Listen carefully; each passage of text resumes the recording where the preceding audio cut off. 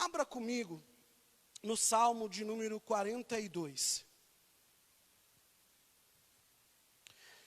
Salmo de número 42, o versículo 1 em diante. Aleluia. Eu peço um pouco da sua paciência nessa noite. Peço que você preste atenção. Pare tudo o que você está fazendo, se concentre, porque esta palavra ela tem ensino, ela tem conteúdo e ela tem a palavra revelada de Deus para a sua vida também. Diz assim a palavra de Deus, segundo a minha tradução, a saber, NVI. Como a corça anseia por águas correntes, a minha alma anseia por ti, ó Deus. A minha alma tem sede de Deus, do Deus vivo. Quando poderei entrar para apresentar-me a Deus? Minhas lágrimas têm sido meu alimento de dia e de noite, pois me perguntam o tempo todo, onde está o seu Deus? Quando me lembro destas coisas, choro angustiado, pois eu costumava ir com a multidão, conduzindo a procissão à casa de Deus, com cantos de alegria e de ação de graças, entre a multidão que festejava. Porque você está assim tão triste, a minha alma? Porque está assim tão perturbada dentro de mim? Põe a sua esperança em Deus, pois eu ainda o louvarei. Ele é o meu Salvador. Até aí. Meu irmão, feche os teus olhos por um momento. Curve a sua cabeça em reverência a Deus. Nós iremos levantar a nossa voz em oração ao Pai. Pai, em nome de Jesus, a Tua palavra ela foi lida nesta noite, a Tua palavra será ministrada. Que o conhecimento humano agora termine, que o saber humano agora acabe, e que somente a Tua voz seja ouvida neste lugar. Meu Deus, eu me coloco totalmente debaixo da Tua dependência, para que o Senhor fale comigo e através de mim, para que o Senhor venha mover, Senhor, o fogo, a nuvem, a glória, a Shekinah neste altar, para que vidas sejam impactadas segundo a Tua palavra. Eu te peço, meu Deus, em nome de Jesus, que a mente dos Teus filhos seja cativa à Tua palavra neste momento, que eles possam entender, que eles possam, Senhor, compreender a Tua palavra, porque a Tua palavra está sendo enviada e que ela vai e produz o fruto para o qual está sendo enviada, em nome de Jesus, amém, e graças a Deus. Este salmo, muitas vezes de forma errada atribuído a Davi, ele é muito profundo, e eu quero com você nessa noite entender um pouco mais da história do contexto deste salmo, e nós vamos passear um pouco aqui em mais um livro da Bíblia somente, não vamos ficar andando em um monte de versículos nem livros, mas para que você entenda quem está escrevendo este salmo, o que está vivendo, o que está sentindo, e dentro disso você vai se identificar, você vai entender, você vai chorar. Eu tenho certeza que Deus vai falar a corações nessa noite. O livro de Salmos, ele é um livro de muitos autores. É uma junção de poemas, cânticos, salmos proféticos. Um dos maiores escritores dos salmos é Davi. Davi escreveu cerca de 72 salmos. Outro grande escritor de salmos é Salomão. Mas nós encontramos ainda salmo de Moisés. Estudiosos dizem que tem salmo de Ezequiel, de Jeremias. Bom, mas um dos maiores escritores é Davi. Mas este salmo é escrito pelos filhos de Corá, ou Coré, depende da sua tradução. Esses filhos de Corá, nós já vamos descobrir e entender quem eles são, escreveram aproximadamente 12 salmos. Do Salmo 42 até o 49, o Salmo 84, 85, 87 e 88. Eles escreveram estes salmos, 12 salmos.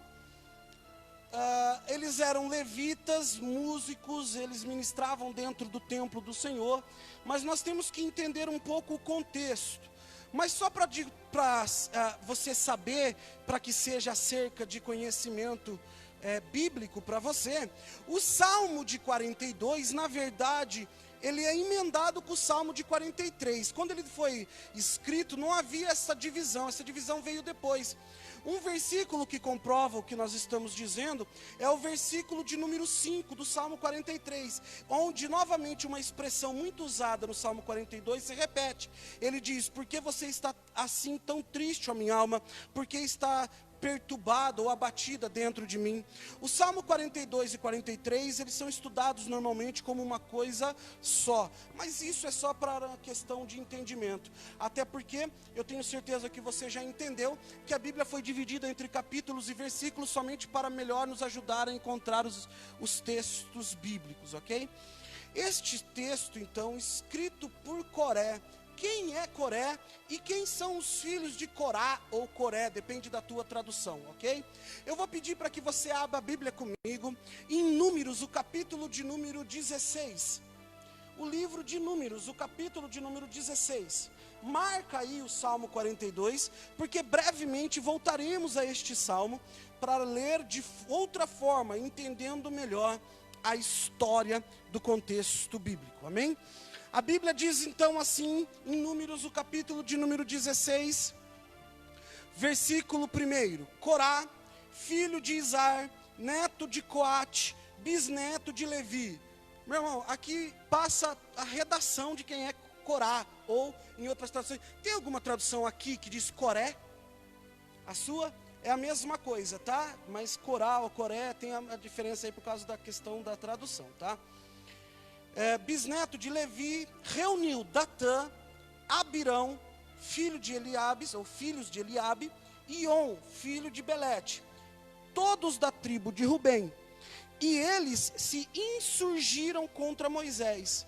Com eles estavam 250 israelitas, líderes bem conhecidos na comunidade e que haviam sido nomeados membro do concílio. Eles se ajuntaram contra Moisés e Arão e lhes disseram: basta, a assembleia toda é santa, cada um deles é santo, e o Senhor está no meio deles, então por que vocês se colocam acima da assembleia do Senhor? Numa questão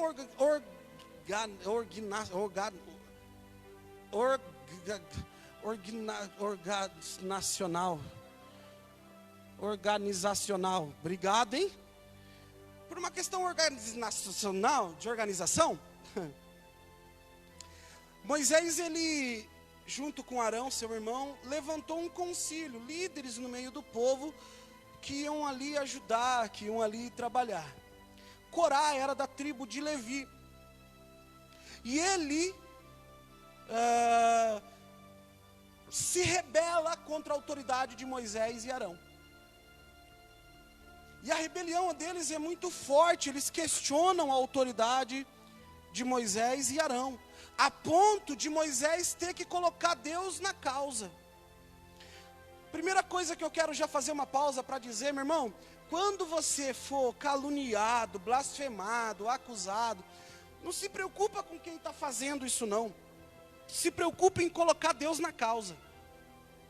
Moisés, ele foi caluniado, foi acusado, Arão junto com ele, vocês estão achando que vocês são melhor, e Moisés apenas obedecia a voz de Deus.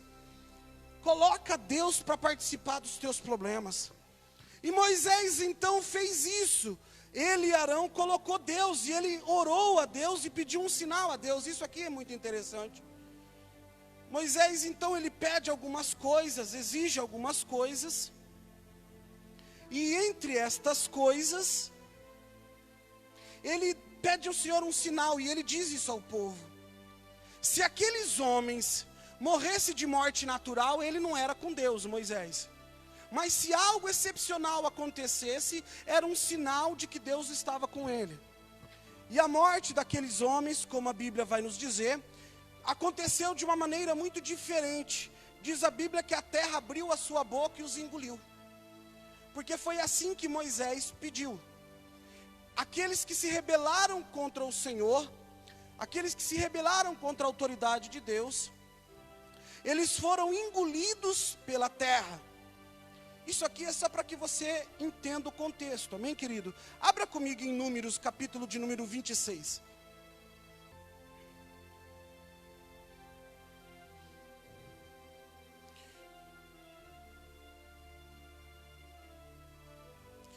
O versículo de número 9, Números 26, 9.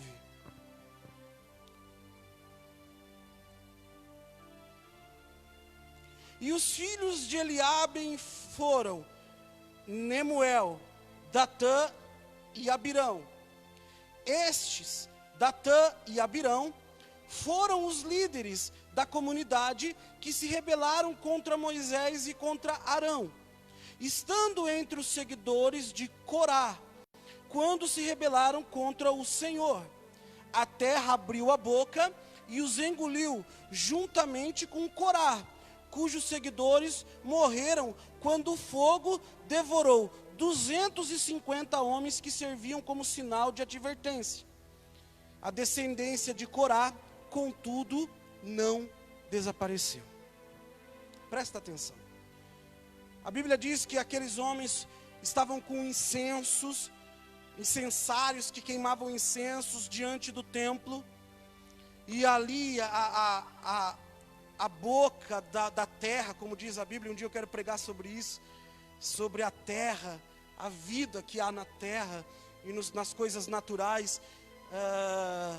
Nós vamos na passagem de Gênesis, por exemplo, que a terra testemunha contra Caim, quando ele matou Abel, mas isso é uma história para outro dia.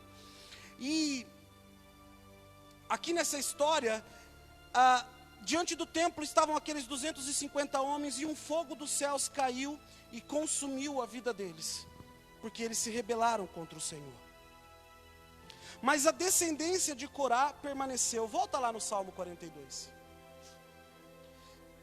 Isso aqui é só para dar uma introdução a você, para que você entenda um pouco da história de quem está escrevendo este texto do Salmo 42. No meu texto, aqui no título dele, está aqui: para o mestre de música, um poema dos coraitas. Ó. Aí o texto começa: como a corça anseia por águas correntes, a minha alma anseia por ti, ó Deus. A minha alma tem sede de Deus, do Deus vivo. Quando poderei entrar para apresentar-me a Deus? Já pensou você ser descendente de um traidor? Presta atenção aqui, meu irmão. Ser descendente de alguém que se rebelou? Ser descendente de alguém que criou uma luta, uma contenda, e que foi castigado pelo próprio Deus? Essa é a história dos descendentes de Corá. Diz o contexto bíblico e histórico que eles ficaram separados do restante do povo de Deus. Viviam de forma excluídas, marcados pelos pecados de seu pai, de seu antecessor. O passado pesava sobre eles. Vai segurando aí, meu irmão. Segura e presta atenção. A história do passado deles pesava sobre eles. O pecado dos pais caía sobre os filhos. Então, quando eles vão escrever um salmo, eles escrevem dessa maneira: como a corça anseia por águas. A corça, querido, ela pode estar onde tiver. Quando você soltar ela, ela vai correr em direção às águas. No meio do deserto, ela sente o cheiro da água. Você pode ir atrás, porque ela vai encontrar água. Como a corça suspira, anseia, ela corre em direção às águas. Eu tenho sede do Deus vivo. Olha que coisa. Eles estavam dizendo: que saudade do tempo em que nós íamos à casa de Deus, em que o nosso passado não pesava sobre nós. Meu irmão, eu estou falando para pessoas aqui que muitas vezes têm vergonha de entrar na presença de Deus, de vir até a casa de Deus, porque o peso do pecado do passado ainda está sobre si. Eles estão aqui dizendo, olha só que forte, nós vamos ver versículo por versículo deste texto. Olha o que ele diz na parte B do versículo 2: quando poderei entrar para apresentar-me a Deus? Eles já não podiam estar no templo o tempo todo, não podiam estar na casa do Senhor o tempo todo, não podiam se apresentar no templo o tempo todo. Eles eram descendentes de Corá, descendentes da tribo de Levi, a tribo que o Senhor disse a eles: eu serei a sua herança. O afazer da tribo de Levi era cuidar das coisas de Deus. E os descendentes de Corá tinham resistência ao fazer isso. Sabe o que eu estou dizendo? Tem pessoas que resistem a Deus, ou que têm resistência. Eu não consigo ir na igreja, eu não consigo estar na presença de Deus, eu não consigo trabalhar para o Senhor, eu não consigo. Ou encontram resistência em outros que julgam: você não merece, você não pode, você não consegue, você não é capaz. Meu irmão, eu estou dizendo para você nessa noite, que você não é exclusividade sua. Existia já uma tribo, e quando ele escreveu este salmo, eles falavam sobre isso. Olha o versículo 3. A dor de não poder estar na casa do Senhor, a dor de não poder estar na presença de Deus. E eu quero dizer para você, que antigamente, e aqui eu tenho que fazer essa ressalva, não era que nem hoje, quando nós podíamos ou buscamos a presença de Deus em casa, no quarto. Mateus 6,6, fecha a porta do teu quarto e ora, porque o Deus que vem em secreto vos recompensará. Jesus, ele mudou a coisa de povo, de lugar para intimidade, mas nessa época, o lugar de encontrar a presença de Deus era no templo, era no altar. Então, quando eu estou falando aqui de templo, de altar, eu estou falando de presença de Deus. Olha a angústia desta pessoa, e ela diz: minhas lágrimas têm sido o meu alimento de dia e de noite, pois me perguntam o tempo todo: onde está o seu Deus? Aonde está o Deus que vai te justificar? Olha só, essas pessoas eram afrontadas, acusadas, apontadas. E ela diz algo aqui que talvez tem muito a ver comigo e com você neste tempo de pandemia. Eu encontro pessoas que não estão nem aí se vão ou não vão na igreja, mas eu encontro pessoas que estão sedentas, e tão sedentas pela presença de Deus, que quando nos vem, a primeira coisa que faz é: pastor, eu posso ir na igreja? Eu quero estar com a minha família, eu quero estar adorando ao Senhor. Eu quero estar dentro da casa, porque longe da igreja, longe da palavra, longe do altar, longe da presença, eu tenho me afastado. E tem estado como muitas dessas pessoas, tem estado como estes salmistas, que dizem: minhas lágrimas têm sido o meu alimento. Meu irmão, eu já me alimentei de lágrima. É quando você chora tanto, que você não tem apetite para comer, e tudo que você consome são as lágrimas que escorrem do seu rosto para os teus lábios. Eu tenho vivido de pranto, o salmista está dizendo isso aqui, e tem pessoas que estão me ouvindo nesta noite, que têm vivido de pranto, porque tem sentido sede de Deus, mas não tem mais sabido aonde saciar esta sede. Tem vivido de pranto, de dor e de sofrimento, se alimentado de suas lágrimas. Mas o Senhor me usa nessa noite para dizer para alguém aqui, que o tempo de chorar está chegando ao fim. O tempo de chorar, de sofrer, está chegando ao fim. E muitas pessoas dizem o que o salmista está dizendo no versículo 4, diz assim: quando me lembro destas coisas. Que coisas? Das coisas do meu passado. É isso que o salmista está falando aqui. Quando eu me lembro destas coisas, das coisas do meu passado, eu choro angustiado. Olha que salmo é esse, quando nós entendemos o contexto de quem escreve. Quando eu me lembro destas coisas, quando eu ia com meu pai, com a minha mãe, os meus irmãos, o salmista continua dizendo: pois eu costumava ir com a multidão em festa.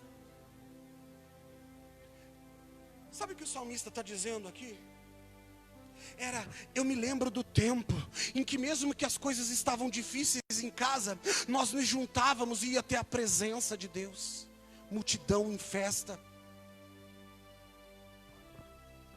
E no meio daquele passo, daquela multidão, aquele que não queria mais caminhar, caminhava junto. Aquela procissão, aquele caminho, todos se arrumando, se encontrando, com um objetivo em comum: adorar ao Senhor. pois eu costumava ir com a multidão, conduzindo a procissão à casa de Deus, com cantos de alegria e de ação de graças entre a multidão que festejava. Quanto tempo uma canção de alegria não tem saído dos teus lábios? Há quanto tempo uma canção de ação de graças? O que é uma canção de alegria? Tens transformado meu pranto em festa, tem transformado minha tristeza em alegria. Ó, música de alegria, de festejar ao Senhor. E o que é música de ação de graça? Obrigado, Jesus, pelo amor que não morre, pela nova aliança que foi feita na cruz, pela fé e esperança, pela vida eterna. Obrigado, obrigado, Jesus. Aquele salmista aqui está dizendo: tudo que sai da minha boca é pranto, é lamento, é dor, é sofrimento. Eu tenho saudade do tempo em que eu estava na presença de Deus e eu adorava Ele. Meu irmão, o Senhor também tem saudade de você. É isso que eu vim dizer para você nessa noite. É tempo de voltar. É tempo de se humilhar, de chorar, de se arrepender e de dizer: Senhor, eu quero estar na tua casa. Não, pastor, mas não pode. Mas você sabe qual que é o problema? Tem gente que não vai vir nem quando puder, porque já não tem mais saudade, já não sente mais falta, necrosou. É isso que fala que acontece quando um órgão é cortado? Ele apodrece, ele necrosa, é isso? Necrosou, já está morto, desligou do corpo. O salmista, ele está falando: meu Deus, essa é a minha angústia. Aí olha o que o versículo 5 diz assim: porque você está assim tão triste, ó minha alma? Porque se perturba dentro de mim? Espere em Deus,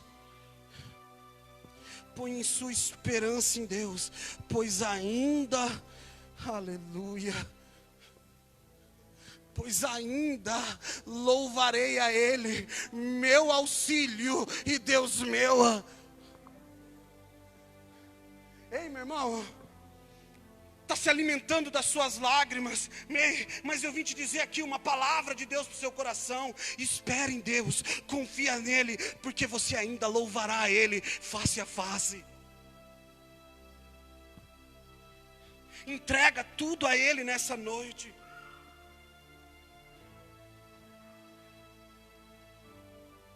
A minha alma está profundamente, versículo 6, a minha alma está profundamente triste, por isso de ti me lembro. Desde a terra do Jordão até as alturas do Hermon, desde o monte Mizar, abismo chama abismo, ao rugir das tuas cachoeiras. Algumas traduções vai estar escrito catatupas. É isso, é cachoeiras. Todas as tuas ondas e vagalhões se abateram sobre mim. Meu irmão, olha o que ele está falando. A minha alma está profundamente triste, por isso de ti me lembro. Ele está falando: Senhor, sabe o que ele está querendo dizer? Eu vou tentar traduzir de uma maneira bem resumida. Parece que o mundo está caindo sobre mim. Senhor, eu estou tão triste porque parece que o mundo, ele fala assim, ó, na minha jornada, desde o Jordão, desde lá do passado. Pastor, eu estou com um problema em casa, eu estou com um problema no casamento, eu estou com um problema com meus filhos, eu estou com um problema no trabalho, não tem uma área da minha vida que está bem. Parece que não tem para onde eu olho que eu falo: tá dando certo, eu estou conseguindo, eu estou conquistando.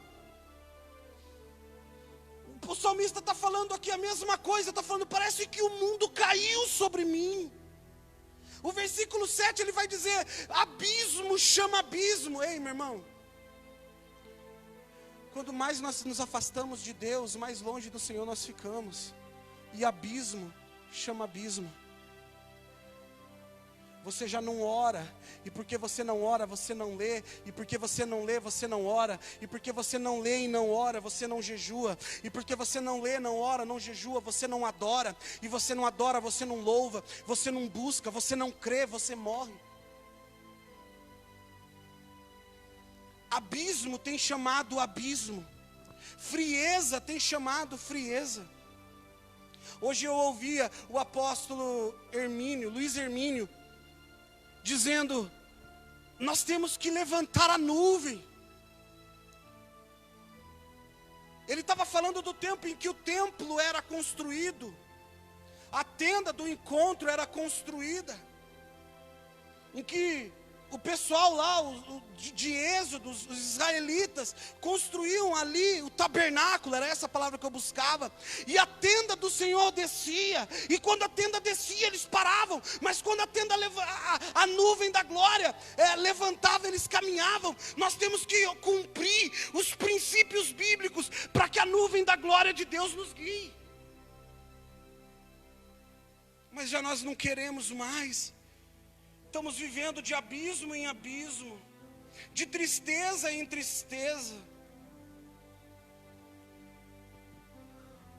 O salmista vai dizer: os filhos de Corá, os filhos do rejeitado, do traidor, que tem saudade da casa de Deus, vão dizer: conceda-me, Senhor.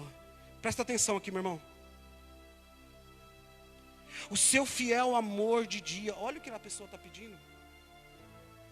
Olha o que o salmista está ensinando para nós. Senhor, concede o teu amor. E de noite esteja comigo a sua canção. Você sabe o que ele está dizendo? Senhor, de dia o teu amor me basta, de noite a minha adoração te alcança.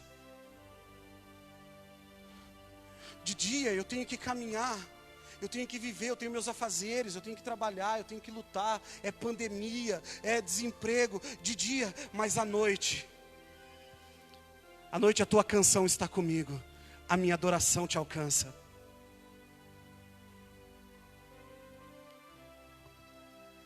É a minha oração ao Deus que me dá vida. Meu irmão, eu vou ler de novo essa frase, porque você tem que entender o contexto. É a minha oração ao Deus que me dá vida. Tem momentos que as palavras não saem, mas nós cantamos uma canção, e esta canção se torna uma oração. Te dou meu coração e tudo que há em mim, entrego o meu viver, por amor a ti, meu Rei. Meus sonhos rendo a ti, e os meus direitos dou. Orgulho vou trocar pela vida do Senhor. E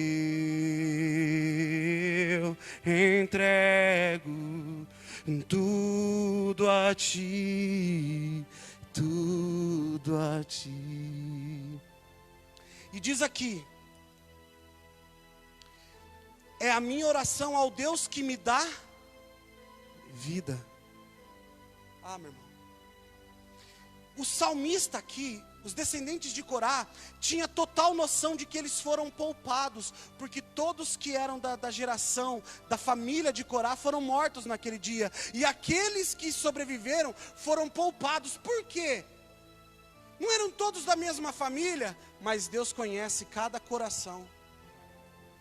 Por que tem gente que vive milagre, tem gente que não vive milagre durante a live, durante uma palavra, durante uma pregação? Não é todo mundo da mesma igreja, mas Deus conhece cada coração. Se o teu coração está aqui, mas está queimando, se o teu coração está aí na live, mas está pegando fogo na sala da tua casa, se prepara para aquilo que Deus vai fazer, porque Deus que te dá vida, Ele vai operar um milagre em você.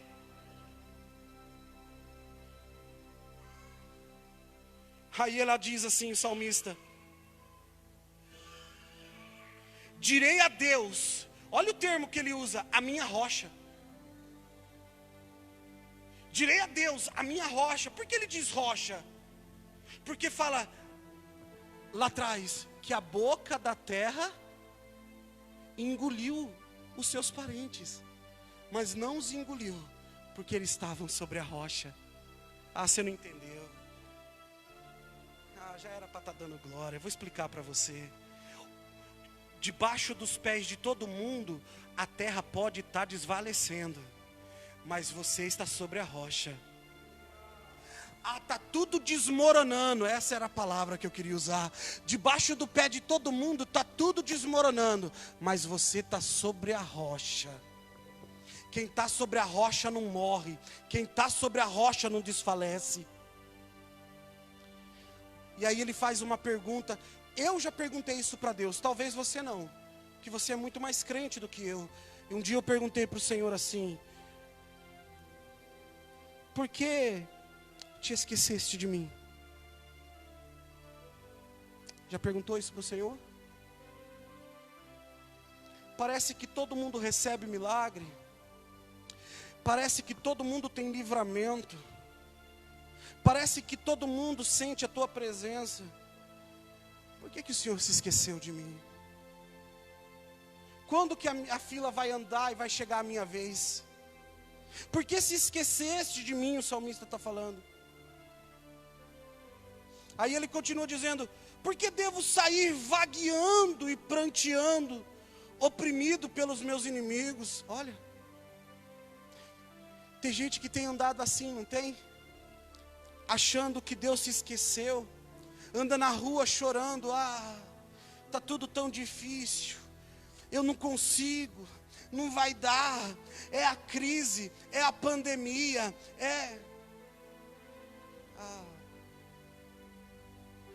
Meu irmão, escuta o que eu vou te dizer. Deus jamais se esquece de um filho seu. Deus jamais vai se esquecer de você. Olha o que ele diz aqui no versículo 10. Até os meus ossos sofrem agonia mortal. Escuta, isso aqui só aconteceu comigo, com você não. Olha só, por que dói nos ossos? Quando os meus adversários zombam de mim.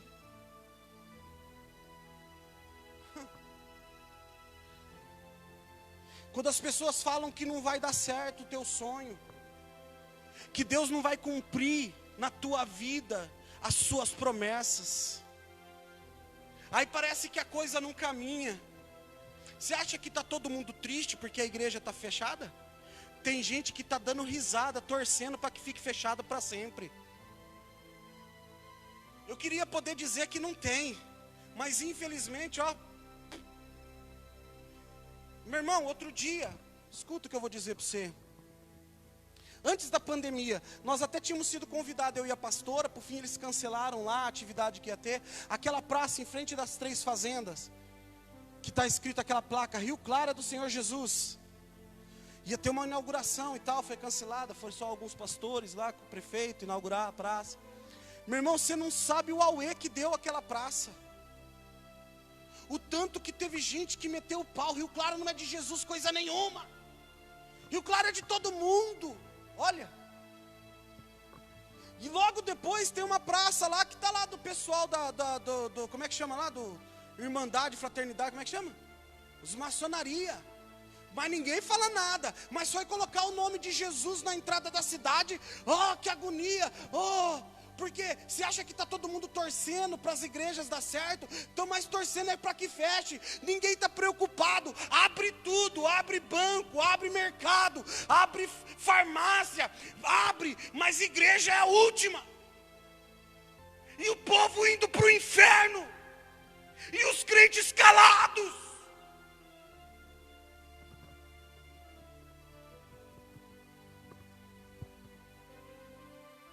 Até os ossos doem.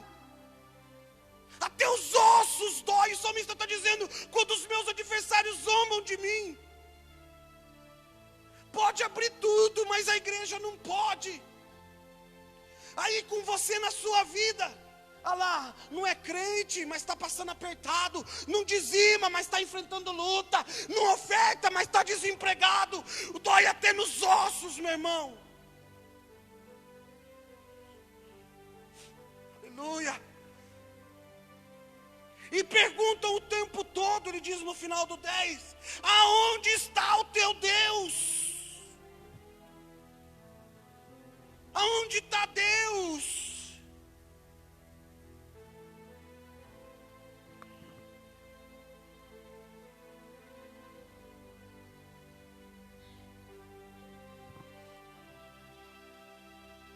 Pastor, como Deus vai usar a sua vida para orar por mim, para que eu prospere? Se você mora num bairro lá, um bairrinho pobre, como você vai orar por mim? Se você não tem um relógio de ouro, como você vai orar por mim se você é pobre? Porque eu descobri um negócio sendo pastor, irmão, segura isso aí. O pastor, se ele tiver pouco, Deus não está com ele. Se ele tiver muito, ele está roubando. É um trem difícil ser pastor. Olha lá, se o pastor é pobre, a pessoa fala lá, ó, miserável, Deus não abençoa nem ele, como é que ele quer abençoar os outros? Pastor não pode ficar doente, porque o pastor cai de cama lá, Deus não cuidou nem dele. Outro dia, naquela mulher falece um crente, vai ler as mensagens, um crente famoso, um pastor desses famosos, fica doente, pega o Covid, lá embaixo já tem os comentários, onde está o Deus de vocês? Cadê o Deus que cura? Os pastores que cura todo mundo? É disso que o salmista está dizendo aqui. Aonde está o Deus que resolve os seus problemas? Deixa eu te falar onde está o meu Deus. Ele está trabalhando por mim. Se prepara para ver o que ele vai fazer. Quando alguém questionar onde está o teu Deus, diga para ele, meu irmão, ele está trabalhando. E se está demorando mais é porque ele está caprichando. Porque quando ele fizer, ei, está demorando, meu irmão, não se assusta não, é porque Deus está caprichando. É porque é coisa grande, coisa pequena vem rápido, mas para vir maior tem que vir, demora mais tempo para preparar. Está no meio da pandemia, a igreja está fechada, a igreja... Meu irmão, estamos renovando o contrato para mais 4 anos. Já estou sonhando em começar a reforma. Pastor, tem dinheiro? Não tem. Mas o Deus que abriu essa porta vai sustentar. Oh, irmão, escuta uma coisa. O Deus que te chamou é que te sustenta. Aleluia.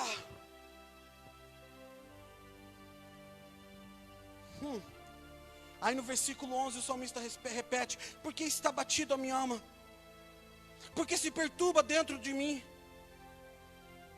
Por que está assim tão perturbada dentro de mim?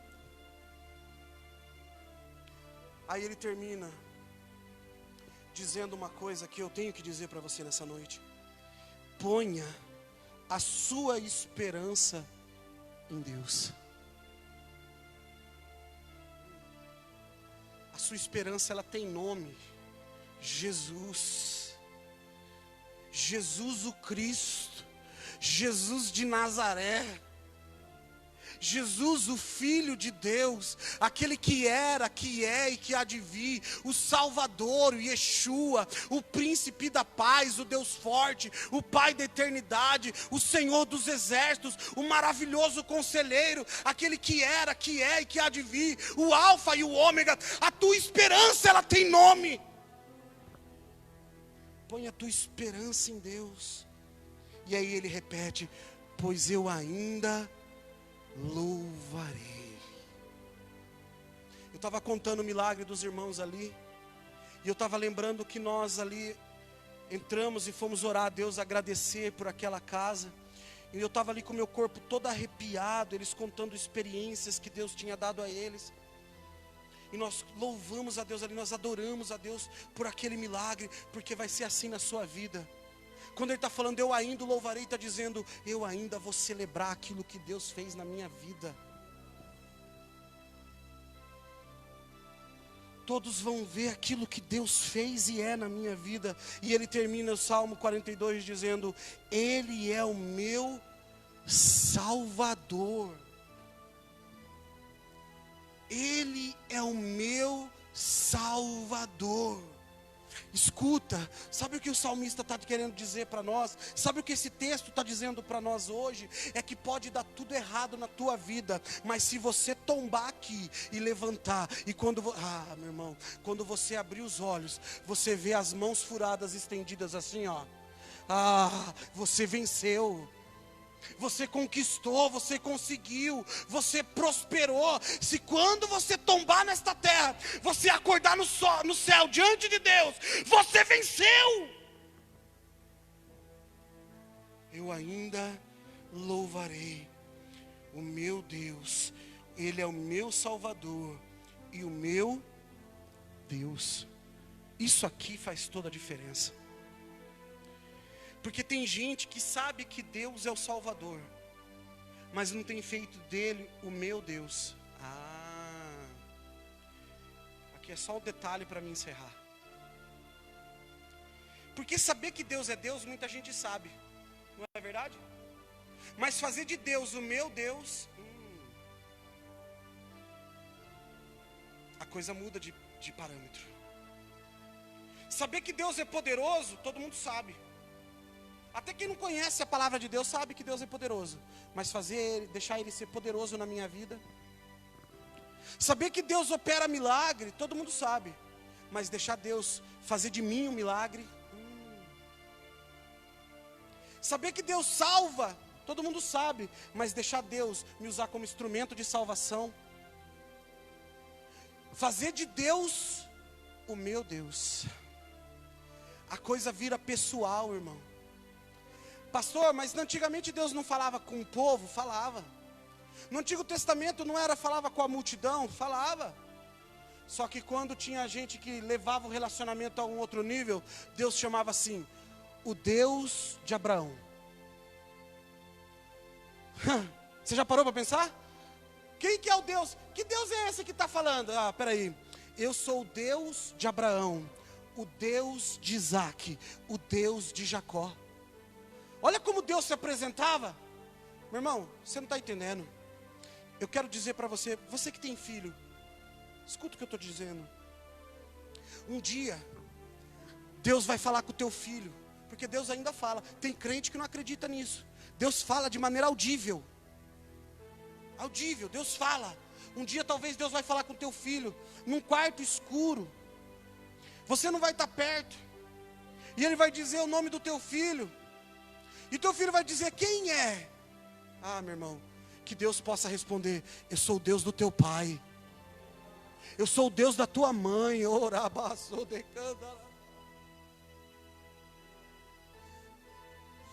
Um dia Deus vai falar com o Davizinho. E o Davizinho vai perguntar, mas quem é? Eu sou o Deus da Daia. Um dia Deus vai falar com a Maísa. Aí ela vai falar, mas quem é que está falando comigo? Eu sou o Deus do teu pai, o Arlisson. Eu sou o Deus da tua mãe, a Kátia. Um dia Deus vai falar com a tua filhinha. Você tem duas nenezinhas pequenas ainda, que não sabe direito. E um dia elas vão ouvir uma voz de Deus falando com elas, dando uma promessa, um chamado. E elas vão perguntar, quem é? Quem fala comigo nessa noite, que Deus possa dizer, eu sou o pai, eu sou o Deus do teu pai, o Diego, da tua mãe, Kátia, eu sou o Deus dos teus pais, o Deus dos teus antepassados. Que Deus possa ser o nosso Deus. Que Deus possa ser o nosso Deus. Quem é que fala comigo? Vai perguntar o Miguel, vai perguntar o Levi. É o Deus do Leonardo, é o Deus da Rosana, é o Deus do Patrick, é o Deus da Giovana. Um dia você vai evangelizar alguém, pastor, mas tem que ser só filho? Não, um dia você vai evangelizar alguém, já pensou? E você vai falar para essa pessoa, Mateus 6,6, fecha a porta do teu quarto e ora, meu irmão. E essa pessoa um dia vai te obedecer, e de coração vai se tombar diante de Deus. E de repente uma voz lá do céu vai falar com ela, ei filha, eu estou aqui, eu te amo, eu te perdoo. E ela vai perguntar, mas quem fala comigo? Aí vai dizer, eu sou o Deus da Giovana. Eu sou o Deus da Ashley, o Deus da Luana. É o Deus da Sara que fala. Eu conheço a Sara. Eu conheço a Giovana, eu sei o Deus que opera na vida dela. Eu conheço o Deus que opera na vida da Ashley. Eu quero esse Deus para mim. O meu Deus. Saber que Deus é fácil. Saber que Deus está no céu, assentado no trono é fácil. Fazer de Deus o meu Deus muda tudo.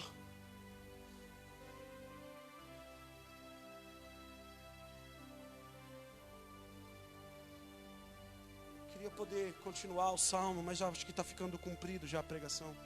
Eu queria poder continuar 43, mas outro dia nós continuamos. Deus é Deus, irmão. O pastor Cirilo, ele fez uma canção que dizia: poderoso Deus, poderoso Deus, poderoso Deus, minha alma anseia por ti. E ele conta a história dessa canção. Ele disse que ele sabia que Deus era poderoso, mas ele disse: eu quero que o Senhor seja poderoso na minha vida. Eu quero que o Senhor seja o meu Deus, a minha salvação. E aí se você voltar lá para o primeiro versículo, se você terminar o Salmo 42 e voltar ali no versículo 1, olha como ele começa, o salmista começa: como a corça tem sede, anseia, busca.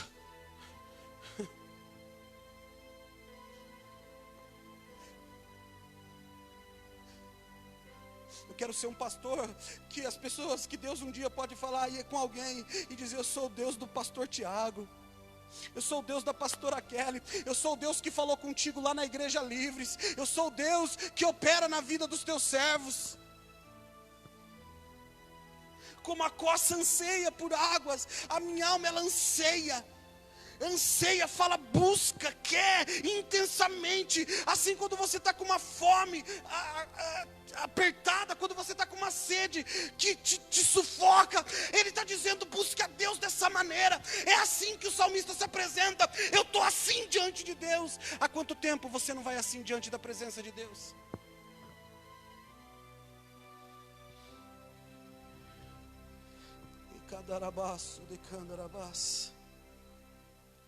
Saber que Deus é Deus é uma coisa, fazer de Deus o seu Deus é outra. Buscar a Deus intensamente, abrir mão do pecado para viver em santidade.